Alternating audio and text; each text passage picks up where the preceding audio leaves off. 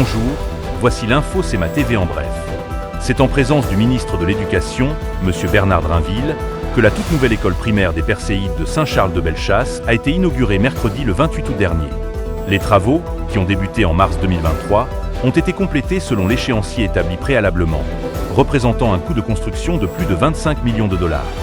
Cette nouvelle école compte 3 classes préscolaires, 12 classes primaires et l'ensemble des espaces polyvalents, sportifs et d'apprentissage normalement présents dans une école autonome. Pour la nouvelle année scolaire qui débutait cette semaine, c'est plus de 280 élèves de Saint-Charles, de la maternelle à la 6e année, qui la fréquenteront. Le Cégep de la Pocatière continue de collaborer avec les acteurs locaux politiques et communautaires afin de soutenir la mobilisation entamée pour trouver les fonds qui viendraient compléter environ 25% du financement requis en provenance du milieu pour la réfection de la piscine de l'établissement d'enseignement. Le député fédéral Bernard Généreux a commenté l'affirmation de M. Sylvain Roy, préfet élu de la MRC de Kamouraska, à l'effet que la MRC n'avait pas les moyens de soutenir ce projet. Moi, je suis pas d'accord. Je suis vraiment pas d'accord avec cette affirmation-là. Premièrement, il y a deux MRC d'impliqués, tout comme ici, il y en a 2 aussi. La MRC de Lillette est entre nos 2.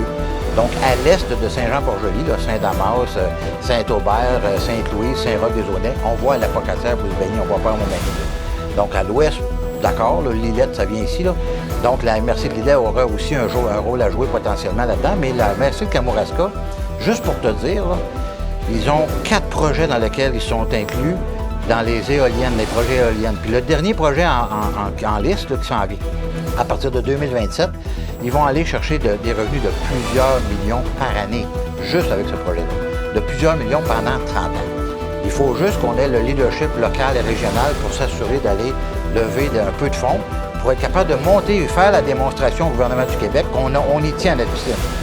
Toujours aussi populaire qu'international, la 35e édition du Carrefour mondial de l'accordéon de Montmagny se tient présentement jusqu'à dimanche inclusivement. Près de 75 artistes se produiront sur 9 scènes et sites extérieurs avec comme porte-parole Marco Cagliari qui, d'ailleurs, sera en spectacle samedi à Place Montel en soirée. Au sport, grâce à l'appui de fidèles commanditaires, plus de 106 joueurs et joueuses de golf ont assisté au succès de la 12e édition du tournoi de golf de la Fondation Richelieu-Montmagny tenu le vendredi 23 août dernier. Le président de la Fondation Richelieu, André Corriveau, a dévoilé un montant de 18 500 $ qui sera remis aux jeunes du milieu. Pour plus d'informations, visitez le cematv.ca ou suivez le fil Twitter X de CEMA TV.